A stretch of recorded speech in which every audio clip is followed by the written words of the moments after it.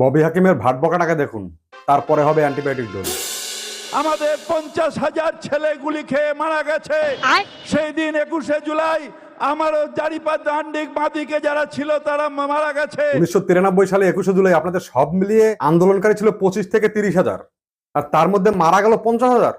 আরে ফিরাদ বাবু, নিজেদের আন্দোলনের কথা নিজেরাই এরকম ভাবে ভুলে গেলে হবে নাকি? এই সংখ্যা প্রতি বছর এক একটা সভা থেকে বেড়ে বেড়ে এই সংখ্যা এসে দাঁড়িয়েছে ইনস্টলমেন্টে। আজকে ক্ষুদিরাম না থাকতো, আজকে বিদায় বানর দিলেশ না থাকতো। আরে বিদায় বাডাল দিলেশ, এরা আবার কারা বলুন তো? এদের নাম তো আমরা এই জন্মে শুনিনি। আমাদের মহান 3জন বিপ্লবীর নাম এইভাবে বিকৃত করছে আমাদের কলকাতার মেয়র। আবার এরাই নাকি ভাষা আন্দোলন করে ভাষার উপর ভর করে ভেসে থাকবে।